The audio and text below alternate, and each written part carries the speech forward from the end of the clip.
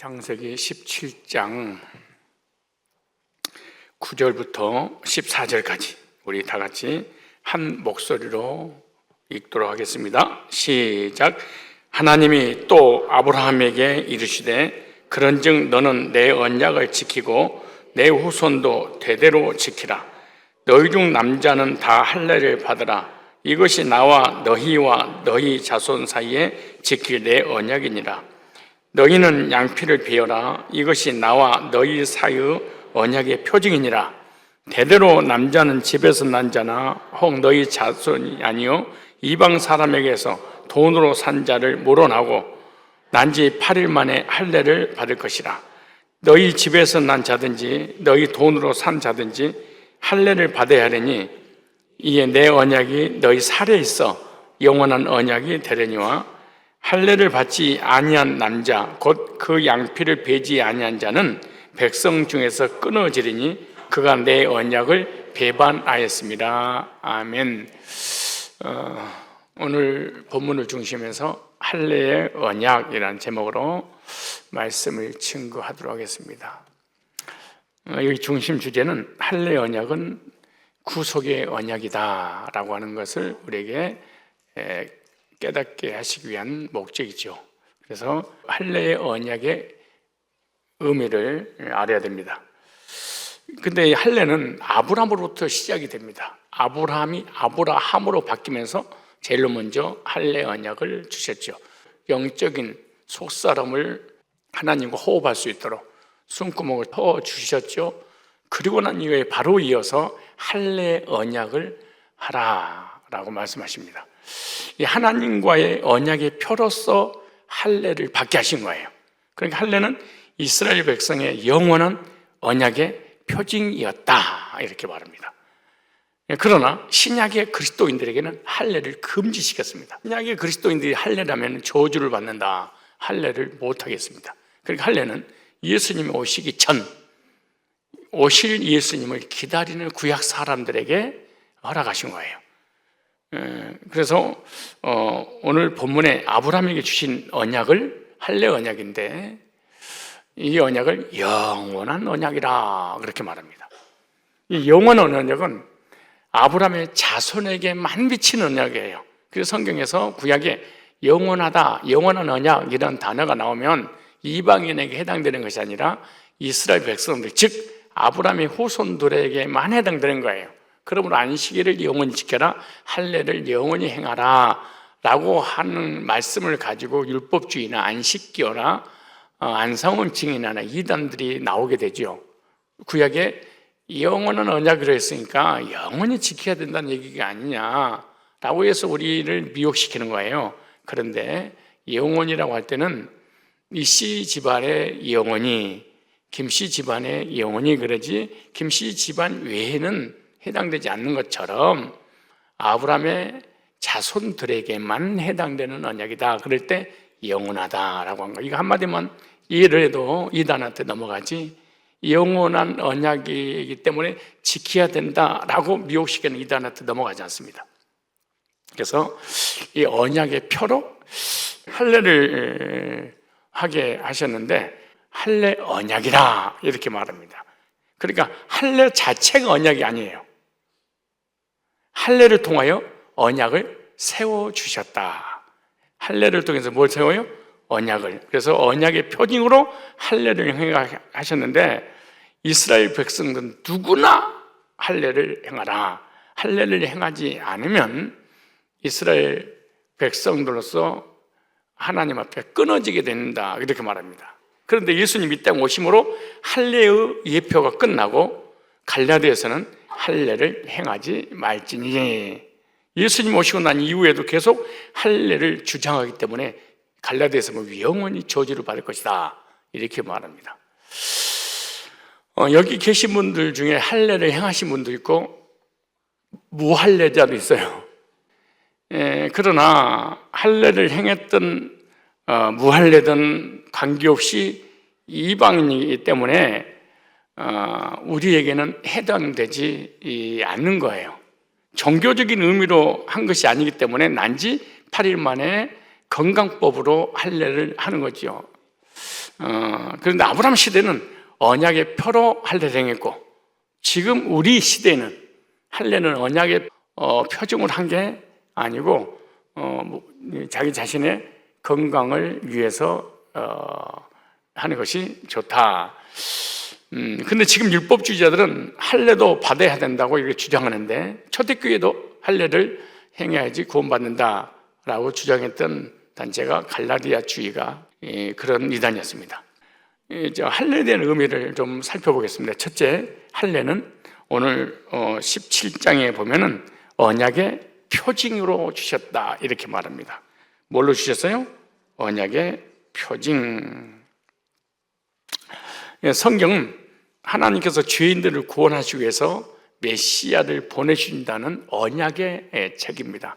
따라서 언약의 책, 최초의 언약을 주신 내용이 창세기 3장 15절, 아담에게 언약을 주셨는데 여자의 후손이 뱀의 머리를 상하게 할 것이다. 창세기 3장 15절은 최초의 메시아를 보내주시겠다는 언약이에요. 그러므로 구약의 아담이든 하와든 예수님 오시기 전에 모든 사람들은 창세기 3장 15절 메시아, 오실 메시아를 바라보고 우리처럼 똑같이 이제 구원을 받은 것이죠.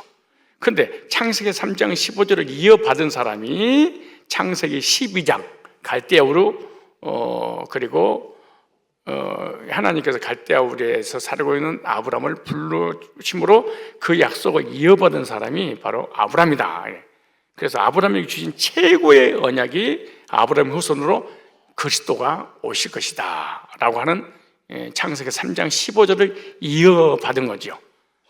그래서 하나님은 아브라함에게 두 가지 언약을 주셨는데, 하나는 가나안 땅, 열왕의 아비가 되며 많은 백성의 아버지가 될 것이다. 그래서 이 아브라함으로 인하여서 아브라함의 후손이 많아질 것이다 라고 하는 이 약속이, 또 하나는 육신적인 땅을, 또 육신적인 사람을 얘기하고, 또 하나는 후손 가운데 그리스도가 나실 것이다, 그리스도를 보내주겠다. 두 가지 약속이에요. 하나는 가나안 땅, 또 하나는 메시아.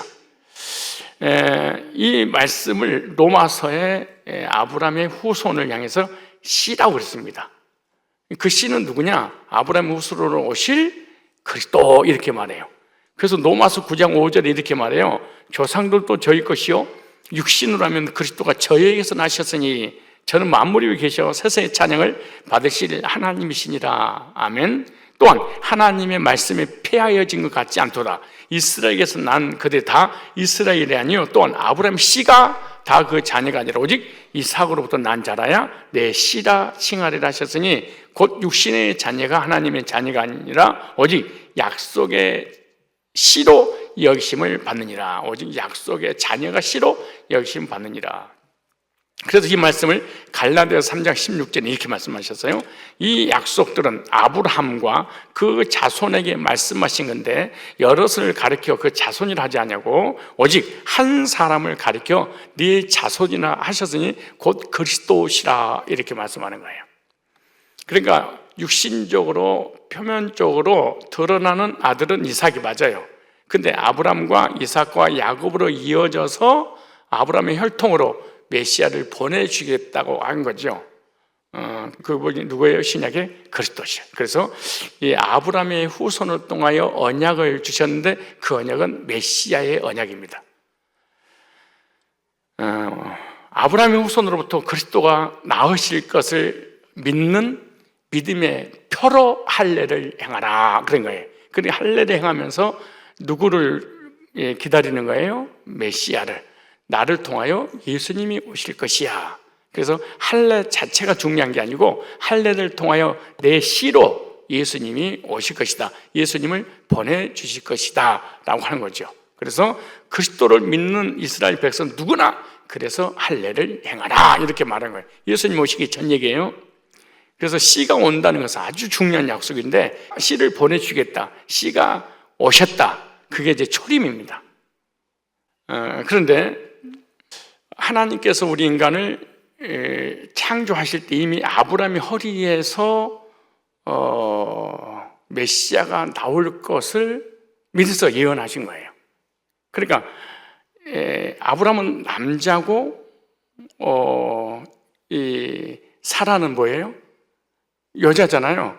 아담은 남자고 하와는 여자인데 남자의 씨를 통하여 밭에 뿌릴 때 생명이 나오는 거예요. 그러니까 남자는 씨, 여자는 밭. 씨를 심어야 싹이 나는 것처럼 선악과를 하와가 따먹었으면 그걸로 딱 끝이 나는데 아담이 따먹으니까 아담이 최초의 뭐예요? 씨를 주시는 거예요. 근데 인류가 아담의 씨 속에 있었던 거예요. 그러니까 아브라함 속에 네이가 있었던 것처럼 아담이라고 하는 씨 속에 모든 인류가 다 들어가 있는데 아담이라고 하는 첫사람이라고 하는 그 씨가 뭐를 보면서요? 죄를 범하게 돼요. 그러니까 그 죄를 범하니까 아담으로부터 나오는 모든 씨는 다 뭐를 가지고 태어나는 거예요?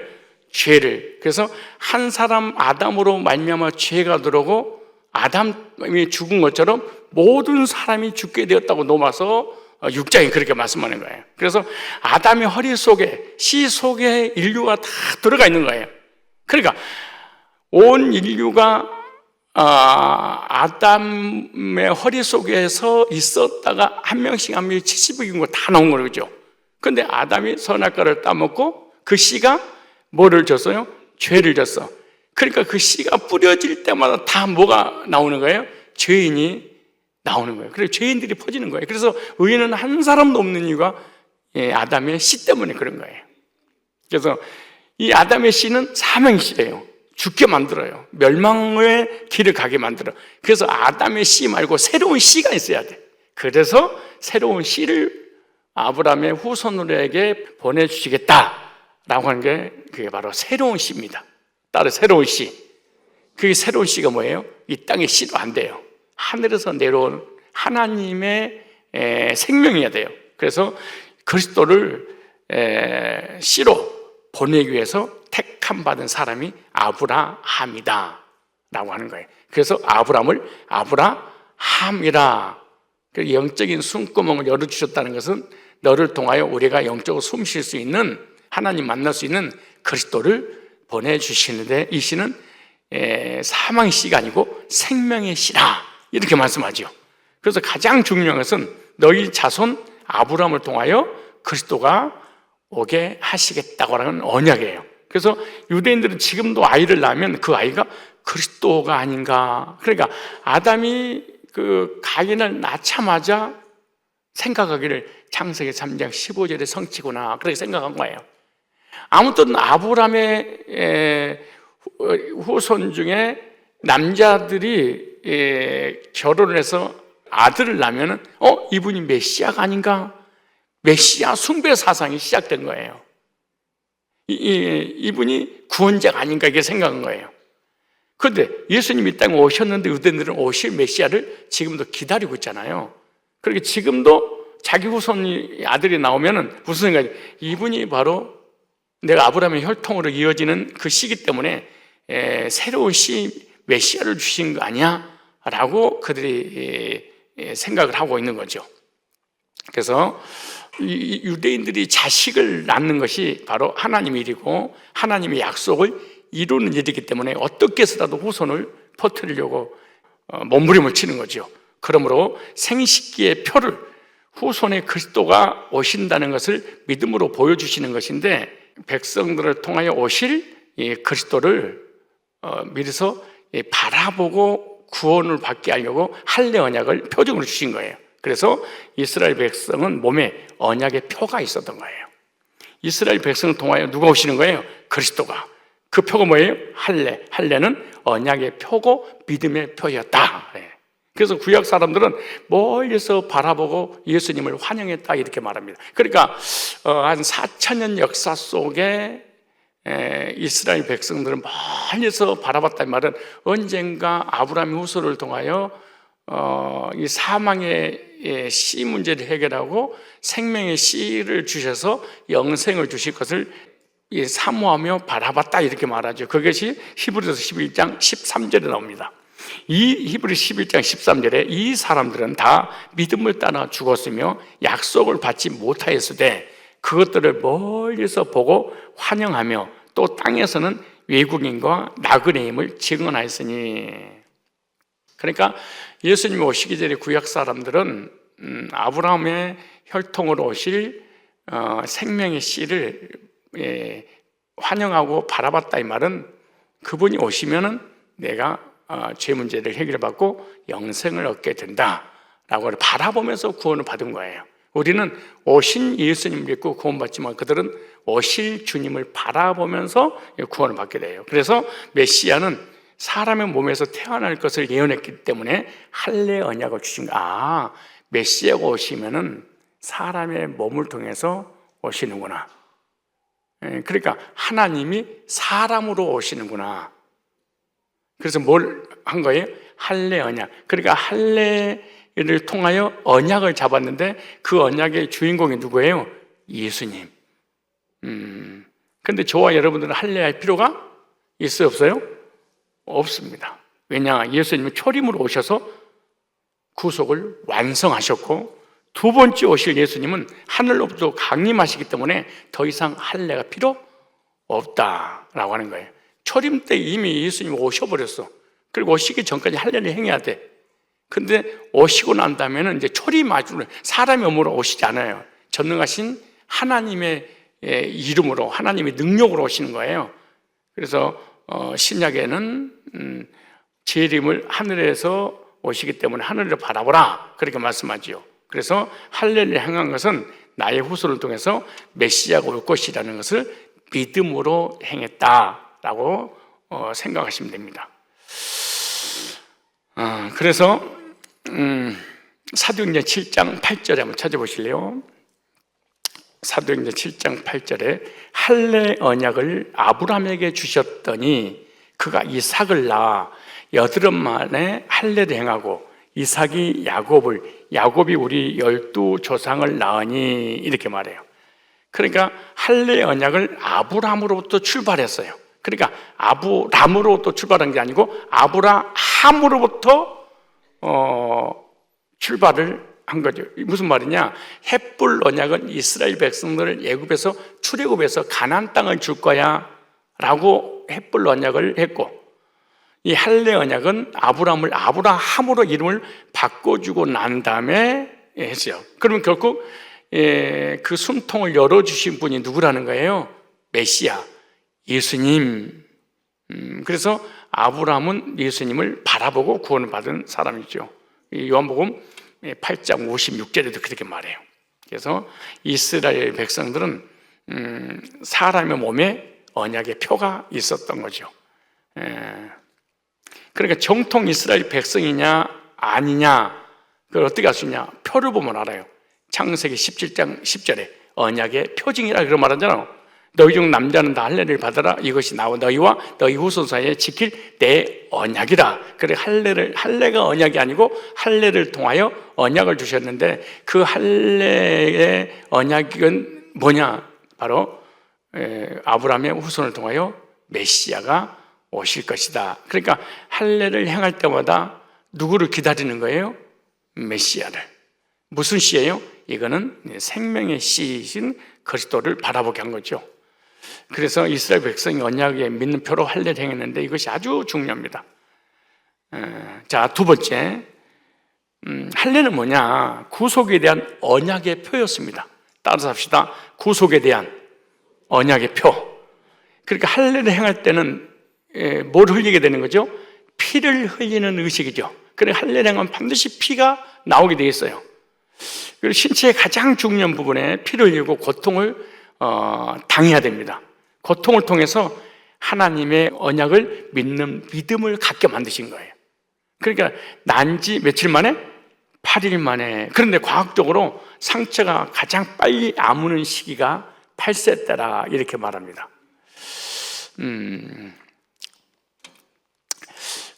할례를 행하면 아이들은 아프고 어른들이 돼서 할례를 행하면 고통스럽답니다.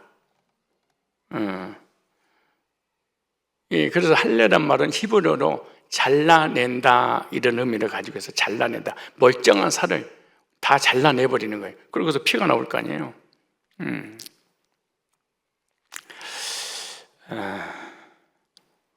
근데 할례를 누가 행해야 되냐? 아버지가 해줘야 됩니다. 근데 아버지가 안 계시면 누가 해야 되냐? 엄마라도 반드시 이스라엘 백성이면 해야 되죠. 근데 이방인은 절대로 할례를 집도할 수 없습니다. 그리고 할례를 행하지 않으면 백성 중에 끊어지리라. 남자가 세상에 태어나서 할례를 받음으로 고통을 당하고 여자는 해산의 고통을 당하는 거예요. 그런데 예수님 오셔서 우리를 위해서 우리가 표피 끝을 잘라냄으로 인해서 고통을 당하는 그 고통을 바로 예수님이 오시면 너의 죄를 위해서 이 엄청난 고통을 당할 것이라는 것을 경험하는 시기죠. 그런데 예수님이 실제로 오셔서 우리를 위해서 고난을 당하시고 피를 흘려 주셨는데 피 흘려 주실 것에 관한 모형이기 때문에 할례를 행함으로 피를 흘리는 거예요. 그러면 사람의 몸으로 이 땅에 오실 그 예수님은 반드시 우리의 죄를 위해서 피 흘려 죽으실 거야 라고 하는 언약의 행위였고 언약의 피였어요. 그래서 메시아의 고난이 구속을 이루어 주신다는 것을 믿는 믿음의 표라고 하는 거예요. 그래서 십자가의 고난의 모형이 할례였어요. 난지 8일 만에 할례를 행함으로 피를 흘린 것처럼 너희 후손을 통하여 사람의 몸으로 이 땅에 오실 그 예수님은 십자가에서 고난을 당하심으로 피를 흘려 주실 거야. 그래서 메시아의 고난의 구속을 믿는 믿음의 표징이 뭐였다? 할례다. 십자가의 고난의 모형이 할례. 그래서 할례는 믿음의 모형으로 이스라엘 백성들에게 표징이라. 할례를 통하여 그리스도의 구속을 믿고 거듭나게 되는 거예요. 그러니까 사람이 할례를 행함으로 피를 흘리는 고통을 당했잖아요. 난지 8일 마찬가지로 예수님이 사람의 몸으로 오셔서 십자가에서 고통을 당하심으로 피를 흘려주시고 그 피가 우리를 구속해 주실 것이라고 하는 것을 구약 사람은 이렇게 바라본 거예요. 그러므로 할례를 행하지 않은 백성 중에 끊어지리라 그렇게 말씀하신 것은 메시아 사람의 모습으로 이 땅에 오셔서 고난을 당하심으로 피 흘려주신 그 피 흘림이 없으면 죄사함 받을 수 없고 하나님이 백성이 될 수 없고 절대로 천국 갈 수 없다. 그 백성 중에 끊어진다 이렇게 말씀하는 거예요. 오늘 우리로 얘기하면은 예수님의 구속의 보혈을 믿지 않으면 절대로 죄사함 받을 수 없다. 의롭게 될 수 없다. 구원받을 수 없다. 그 얘기예요. 그래서 십자가의 구속은 인류에게 주신 가장 귀한 언약이라 이렇게 말씀하시죠. 자, 세 번째, 신약의 그리스도인들에게는 할례가 금지되었습니다. 저와 여러분의 금지가 됐는데 우리 한번 이제 성경을 몇 군데 찾아보겠습니다. 갈라디아서 5장 12절. 자, 갈라디아서 5장. 이 말씀을 좀 구약과 신약과 연결해서 우리에게 딱 적용되어지면 내 믿음도 성장하게 되고 그리고 거짓교리 이단을 만났을 때 분별할 수 있고 대처할 수도 있어요. 자, 갈라디아서 6장 12절에 무릇 육체의 모양을 내려하는 자들이 억지로 너에게 할례를 받게 하면 그들이 그리스도의 십자가로 말미암아 박해를 면하려 할 뿐이라 이렇게 말했어요. 자, 이걸 좀 더 정리해서 말씀드리면 재림하실 그리스도는 인간의 몸으로 태어나는 것이 아닙니다. 초림은 아브라함의 후손으로 태어날 것을 믿음으로 할례를 행했지만 재림은 태어나는 것이 아니라 그래서 강림하는 것이다 이렇게 말씀해요. 그래서 초림과 재림이나 강림이나 같은 의미예요. 그러니까 예수님이 초림 때의 모습으로 오실 것이다. 다 100% 이단이에요. 다 잘못된 거예요. 그래서 할례를 행한 것은 피를 흘림으로 고통을 당한 것처럼 하나님이 사람의 몸을 입고 이 땅에 오셔서 우리를 대신해서 십자가에서 고난을 당하심으로 그 고통을 통하여 피 흘리게 되고 그 피로 인해서 우리가 죄사함 받아서 초림으로 구속을 이루신 거예요. 그리고 십자가 못 박아 죽으시고 3일 부활 승천하셨죠. 그리고 우리를 데리러 다시 재림하실 때, 강림하실 때는 육체로 이렇게 태어나는 것이 아니에요. 하늘로부터 이제 강림하시는 거죠. 그래서 육신은 태어나는 것, 강림은 하늘에서 내려오신다, 이렇게 말씀하세요. 그래서 구원은 믿음으로 되는 것이다 라고 하는 것을 우리에게 알려주는 것인데, 그 말씀이 뭐냐? 로마서 2장 29절에 한번 찾아보세요. 이제는 로마서 2장 29절, 신약의 그리스도인들은 할례를 행할 것이냐 안 해야 될 것이냐, 다시 유대인처럼 초림을 기다려야 되냐, 아니면 믿음으로 구원을 받는 것이냐, 할례하고 어떤 연관이 있느냐라고 할 때 로마서 2장 29절에 이 할례가 얼마나 중요한지 아주 로마서라든가 갈라디아서라든가 이게 막 교리로 아주 엄청난 교리적 전쟁이 있었죠, 초대교회 당시에. 그래서 사도 바울도 로마서 2장 29절 이렇게 말해요. 오히려 유대인의 속마음을 가져야 진정한 유대인이 되며 할례도 법조문을 따라서가 아니라 성령으로 말미암아 마음에 받은 할례가 참 할례니라. 그러니까 겉사람에게 구약이 할례 행했다면 신약에는 마음의 할례를 행할지니라 그랬어요. 겉사람에게 표피를 잘라냈는데 신약에 와서는 겉사람에게 어떤 형식이라든가 외형이 있는 것이 아니라 속사람, 영혼에게 있다. 그래, 마음의 할례를 행하라, 이렇게 하는 거예요. 이런 사람은 사람의 칭찬을 받은 것이 아니라 하나님의 칭찬을 받습니다, 이렇게 말했어요. 신약 성도가, 신약 백성들이 몸의 할례를 받으면 그리스도와 관계가 없고 영적으로 아무런 효력이 없습니다. 갈라디아서 5장 2절 또 계속 읽어보겠습니다. 신약에 와서 뭐라고 말씀하시냐? 보라, 나 바울은 너에게 말하노니 너희가 만일 할례를 받으면 그리스도께서 너에게는 아무 유익이 없느니라. 초림으로 사람으로 이 땅에 오셔서 십자가의 고난을 당하심으로 그 피 흘리신 거하고 너의 구원하고 아무런 관계가 유익이 없느니라, 이렇게 말해요. 갈라디아서 5장 6절에 보면 그리스도 예수 안에서는 할례나 무할례나 효력이 없으되 사랑으로서 역사는 믿음뿐이니라, 그렇게 말해요. 그러니까 믿음으로 속사람이 할례를 행하는 것이지, 할례를 행해야 되냐, 나는 안 했다, 했다 안 했다, 아무런 관계가 없다는 거예요. 즉 그리스도인들은 할례가 건강을 위해서는 필요하지만 교리적인 면에서, 구원의 면에서는 아무 필요가, 유익이 없다, 이렇게 말씀하는 거죠. 그래서 바울이 할례를 받으라고 만약에 말씀을 전했다면 내가 왜 핍박을 받았겠냐, 그렇게 말하는 거예요.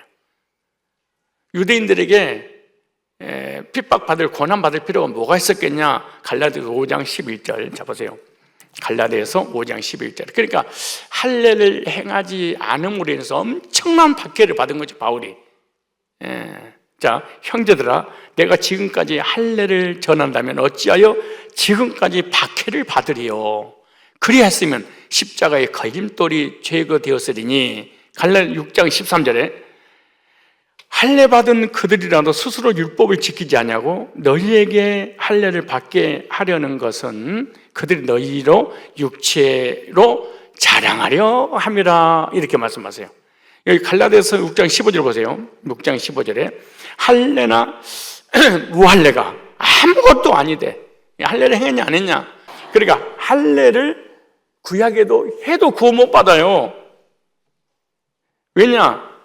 다시 얘기합니다. 구약에서 할례를 행하는 것은 할례를 통해서 고통을 받고 할례의 결과로 피가 나오잖아요.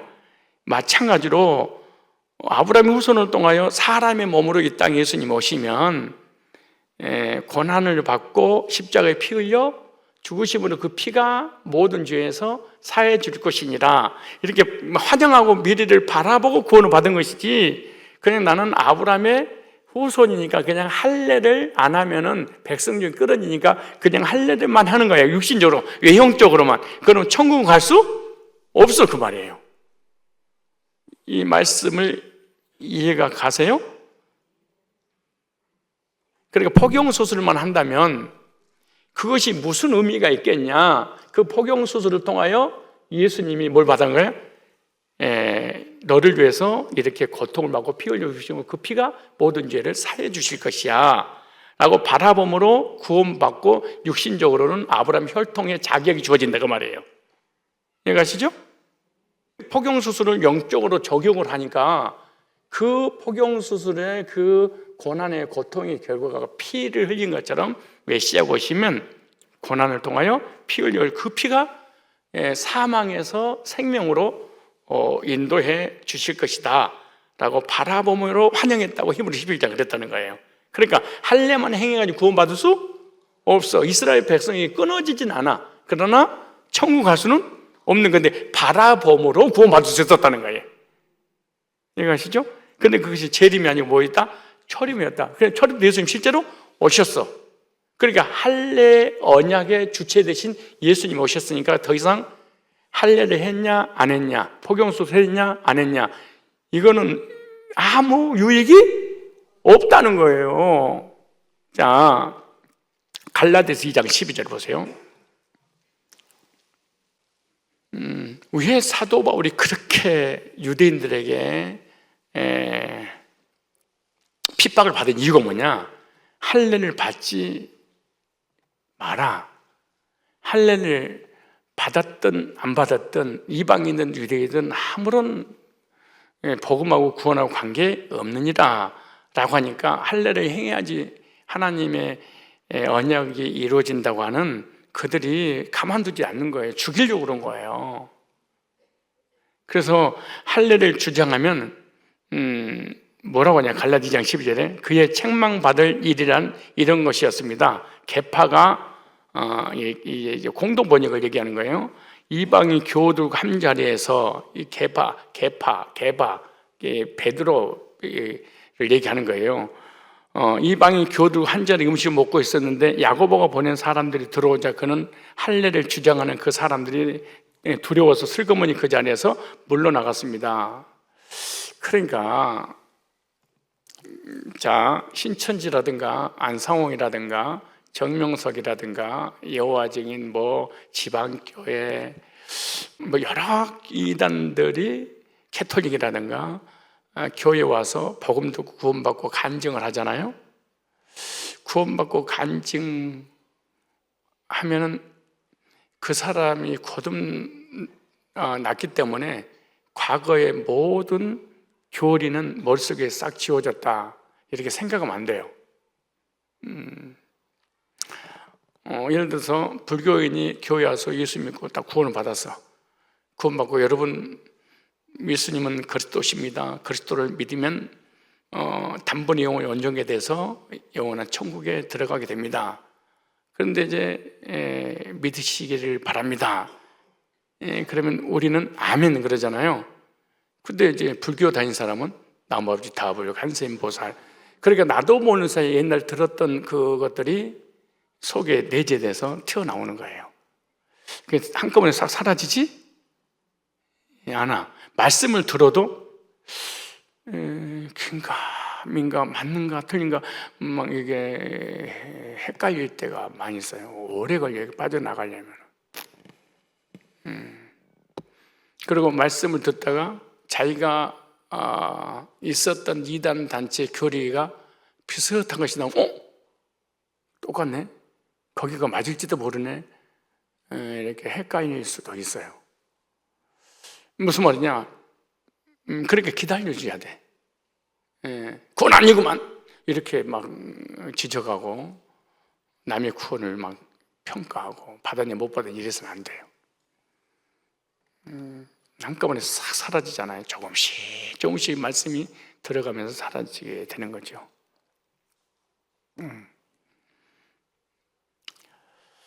마찬가지로 오늘 본문에 갈라디 2장에 보면은 바울과 베드로하고 싸우는 얘기예요. 베드로는 사도잖아요. 예수님 제자잖아. 그래도 불구하고 할례를 행해야 된다라고 막 주장을 해. 근데 그렇게 막 밥을 먹으면서 이방인들에게 할례를 행해야 된다고 설교를 하고 있는데 바울이 간 거야. 그 바울이 딱 그 설교를 듣고 눈이 돌아버린 거야. 지들도 하지 않는 그 할례를 이방인들에게 시켜. 그러니까 바울이 화나가지고 막 들어대니까 베드로가 36개로 도망치는 거예요. 그게 갈라디 2장 얘기야. 그러니까 옛날에 구습이 아직 안 벗어나고 있는 거죠.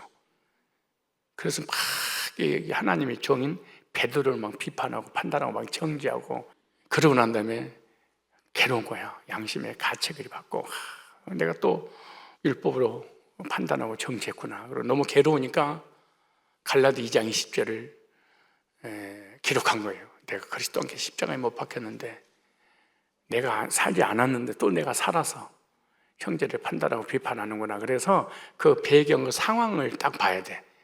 우리는 갈라디 2장 20절이 구원론으로 접하지만, 당시에 바울은 자기 자신이 율법을 구원받은 사도가 율법을 전해서 할례를 행하게 했어. 근데 그게 잘못됐다고 또 이 사람이 율법을 가지고 또 내리쳤어. 그러니까 괴로워. 그래서 회개하는 마음으로 갈라디 2장 20절을 기록한 거예요.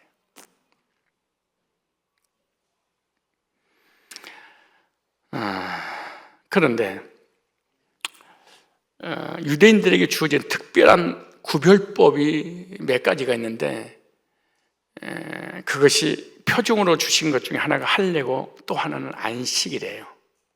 다른 할례, 안식이.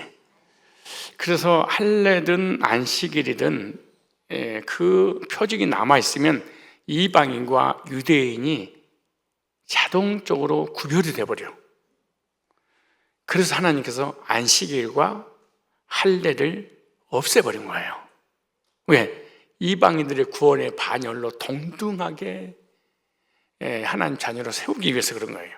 그래서 유대인과 이방인과 하나 되기 위하여, 에베소서 2장 12절부터 쭉 그 얘기를 하는 거예요. 그리고 할례가 금지된 것은 예수님이 오실 것이라는 구약의 예언이었고, 신약에는 오셨어요. 그래서 초림은 사람의 몸에서 나올 것을 구약에 예언했던 건 그대로 이루어졌잖아요. 그래서 한 아기가 우리에게서 낳고, 구약 이사야 9장 6절에 예언했잖아요. 그런데 마태복음 1장 21절 23절에 그 예언이 그대로 성취됐어요. 그래서 신약의 예수님이 다시 오실 때는 낳는다라고 예언되지 않았어요. 오신다, 그렇게. 그런데 신천지 사람들은 재림에 대해서 낳는다, 나온다, 그렇게 교리를 가르쳤어요. 어디 있냐? 계시록 12장 있지 않느냐? 철장으로 다스릴 아이를 낳았다라고 말씀하죠. 계시록 12장에. 여기서 여자는 12장에는 교회고요. 교회를 통해서 예수님이 오시는데, 구약의 교회는 이스라엘 백성들, 예수님 오신 뒤에 세워진 교회는 신약교회예요. 그런데 계시록 12장에 아이를 낳았다, 이 말씀은 재림을 얘기하는 것이 아니라 초림을 말하는 거예요. 그런데 초림을 말씀할 때는 낳았다 그러고, 재림에 대해서 설명할 때는 구름 타고 강림하실 것이다, 이렇게 말씀하는 거예요. 그래서 구약은 예수님을 낳을 것으로 예언됐기 때문에 할례를 행하라, 그런 거예요. 신약의 예수님은 하늘부터 강림하실 것이니까 강림하실 것을 믿어라. 그러니까 더 이상 할례가 필요 없다, 그 말이에요. 그래서 구원은 믿음으로 되는 것이지 외형적인 형식으로 되는 것이 아니다. 그래서 할례를 행했냐 행하지 않았냐 아무런 관계없다. 아이로 이 땅에 오셔서 십자가의 구속으로 구속의 보혈 흘리신 예수님을 영접함으로 마음의 할례가 되는 거예요. 그래서 갈라디아서 5장 2절에 나 바울은 여러분에게 말합니다. 만일 여러분이 할례를 받는다면 그리스도가 여러분에게는 아무런 유익이 되지 못할 것입니다. 그러니까 그리스도가 오실 것을 믿기에 할례를 받으면 구약의 율법을 다 지켜야 돼요. 하나도 빠짐없이. 안식일 지키는 것도 마찬가지예요. 안식일 지켰다 그러면 아직 율법 피하지 않았기 때문에 구약 율법도 다 지켜야 돼. 할례를 지금도 행해야 된다. 그리고 구약의 613가지 계명을 다 지켜야 된다는 거지. 그래서 할례는 효력이 없다. 오직 믿음의 할례를 행할지니라. 믿음으로. 그리고 오신 예수님의 보혈을 통하여 보혈을 믿음으로 죄산 받고 다시 이제 강림하실 예수님을 기다리는 거죠. 갈라디아서 5장 6절에 다시 읽겠습니다. 아까 읽었던 내용이에요. 그리스도 예수 안에서는 할례나 무할례나 효력이 없으되 사랑으로 역사는 무엇이다? 믿음뿐이니라. 이렇게 말씀하죠. 그래서 구원은 믿음으로 되는 것이지 행위로 되는 것이, 외형적으로 되는 것이 아니다. 그래서 우리는 할례를 어디다 하는 거예요? 마음에 할지니. 그래서 신약 시대는 뭐냐? 중생의 경험, 즉 거듭남이 할례입니다. 물과 성령으로 거듭나지 않으면 돼. 물과 성령으로 속 사람이 거듭나는 것을 마음의 할례 이렇게 말해요. 그러니까 몸의 흔적이 아니라 영적인 흔적을 가져야 된다는 거죠. 몸의 흔적을 가진 사람을 로마서 2장이면 표면적 유대인 그렇게 말하는 거예요. 몸의 흔적을, 몸의 할례를 행한 사람은 표면적 유대인, 마음의 흔적을 가진 사람인 내면적 유대인이라 그렇게 말하는 거예요. 영적으로 진짜로 하나님 백성이라는 거예요. 그래서 로마서 2장 29절에 할례는 마음에 하일지니. 어땠대요? 어떻게 마음에 하냐? 물과 성령으로 거듭날 때 속사람이 할례를 받은 거예요. 그래서 성경에는 할례 대신 거듭남, 중생을 강조하는 거예요. 중생이라는 말은 예수님과 함께 십자가에 못 박혀 죽었고 예수님과 함께 살았으니, 즉 예수님 죽으심과 부활을 믿는 것이 마음의 할례 이렇게 말해요. 갈라디아서 6장 15절에 할례나 무할례가 아무것도 아니로되 그랬어요. 오직 새로 지으심 받은 자뿐이니라. 그러니까 할례를 행했든 안 했든 아무런 관계없다는 거예요. 새로 지으심을 받은 자뿐이니라. 새로 지으셨다 그러잖아요. 무슨 말? 중생을 얘기하는 거예요. 중생하면 영적으로 구원받는다. 할례를 받을 필요는 있습니다. 목사님 할례 필요 없다는 왜 할례세요? 건강을 위해서 할례는 행하는 것이 좋지만 신앙적인 면에서는 필요가 없다. 그래서 예수님을 영접해서 구원받은 것이 가장 중요한 것이고, 이것이 거듭남이고 중생이고 하늘로부터 다시 태어난 새 사람이 된 거죠. 그래서 거듭남의 구원의 경험을 외적인 표로 하는 것을 바로 세례, 할례의 의미를 신약에서 세례라 이렇게 말하는 거예요. 그래서 예수님 믿고 죄산 먹고 거듭나서 구원받은 사람들은 거듭남의 표로 세례를 주었죠. 구약에는 할례를 행하고, 그래서 골로새서 2장 11절에 이렇게 말합니다. 세례가, 구약의 할례가 신약의 세례로 바뀌었다 이렇게 보시면 됩니다.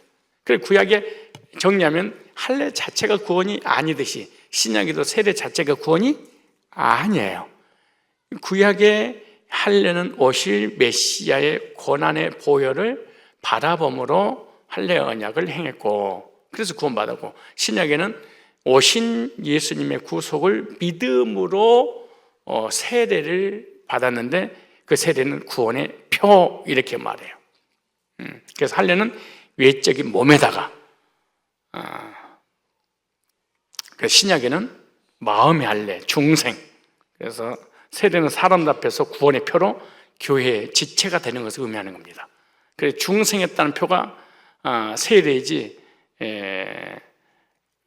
그 세례 자체가, 할례 자체가 구원이 아니라는 것을 우리가 알아야 될 겁니다. 자, 갈라디아서 6장 15절에도 구약은 할례, 신약은 할례 대신에 중생을 강조했고, 중생한 사람에게 세례로 하나님과 성도들 앞에서 이렇게 새 사람이라는 것을 표하는 거죠. 그래서 골로새서 2장 우리 다 같이 한번 찾아보고 정리하겠습니다. 골로새서 2장 11절. 자, 골로새서 2장 11절부터 보면 그리스도의 인성 안에는, 자, 제가 쉬운 성경을 읽어드리는 거예요. 골로새 2장 11절로 쭉 보면 그리스도의 인성 안에는 하나님의 완전한 신성이 깃들어 있습니다. 그렇죠? 인성과 신성. 아브라함의 후손으로 하나님께서 동정녀 마리아의 몸에서 태어났잖아요. 그래서 하나님이 사람이 말씀이 육신을 입었다 그 말이죠. 그래서 예수 안에는 신성과 인성이 깃들어 있느니라 이렇게 말하는 거예요. 이걸 부인하면 이단이 되는 것인데 여러분도 그리스도와 하나가 됨으로써 완전에 이르게 됩니다. 그리스도는 하늘의 어떤 권세나 세력보다 더 높은 분이십니다.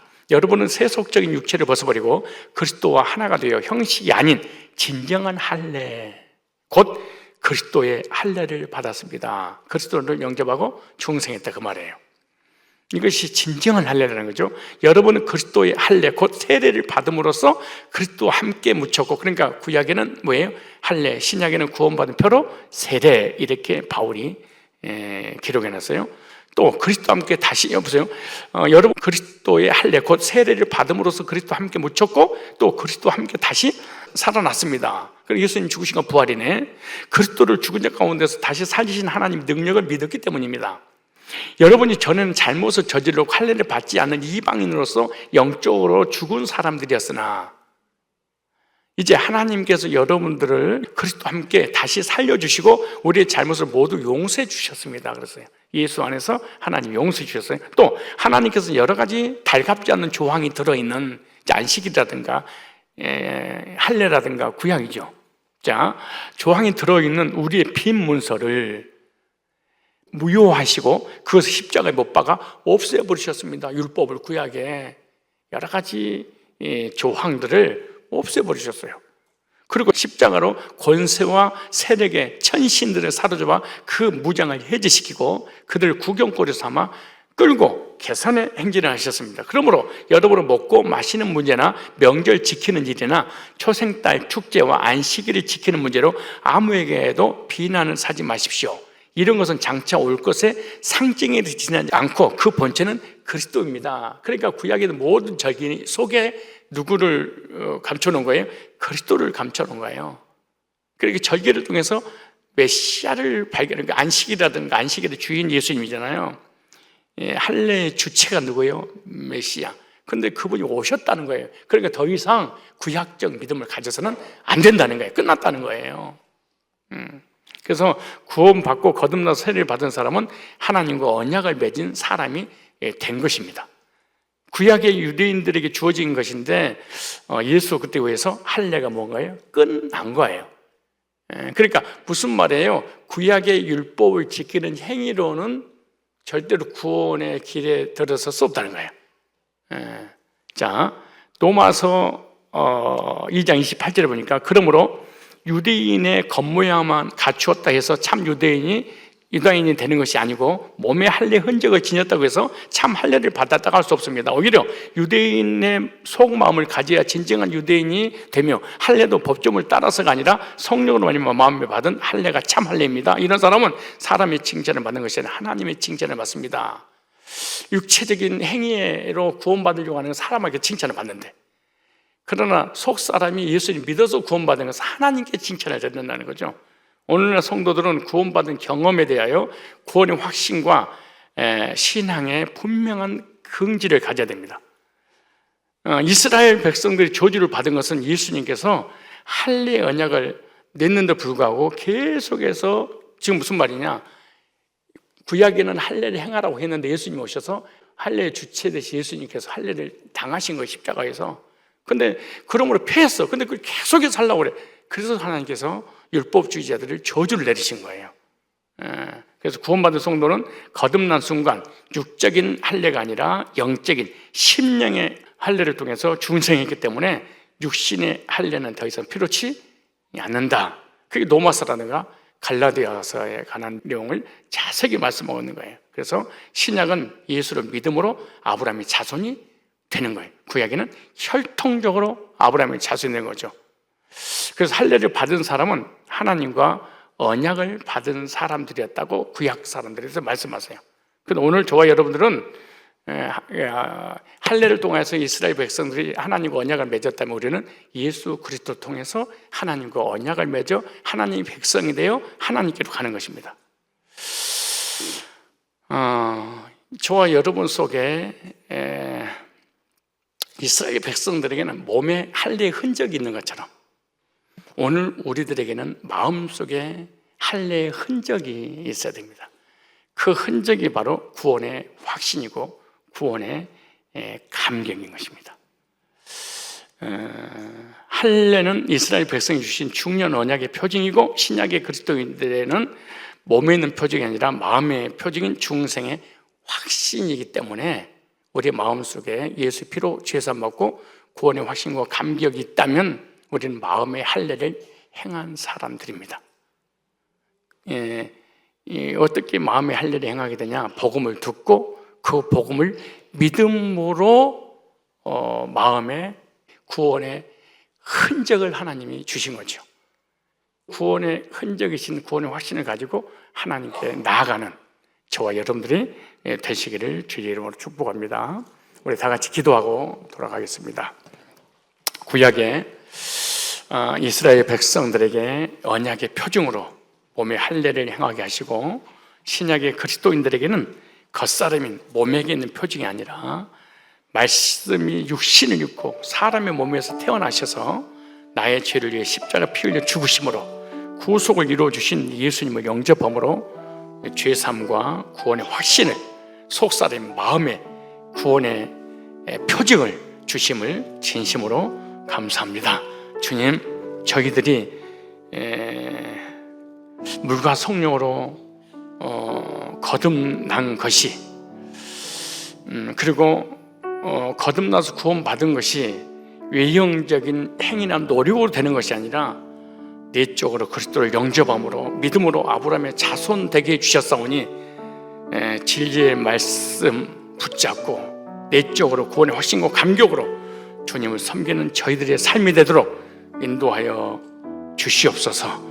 예수님이 오시기 전까지는 안식일이나 할례를 행했지만 예수님이 오시고 난 이후에는 육신적인 외형적인 할례가 중요한 게 아니라 물과 성령으로 거듭난 마음의 할례, 마음의 흔적, 이 속사람에게 하나님이 구원의 표징을 주신다는 사실을 깨닫고 복음이 들려지고 믿어지고 확신하고 또 다른 사람들에게 복음을 증감으로 속사람을 거듭나게 하여 마음의 할례를 행함으로 하나님의 백성으로 살아갈 수 있도록 그러한 증인의 삶을 사는데 우리를 사용하여 주시옵소서.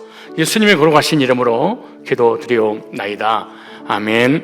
이제는 우리 주 예수 그리스도의 구속의 은혜와 하나님 아버지의 사랑과 성령님의 교제케 하심이 여기 머리 숙인 하나님의 사람들 위에 이제로부터 영원토록 항상 함께 있을지어다. 아멘.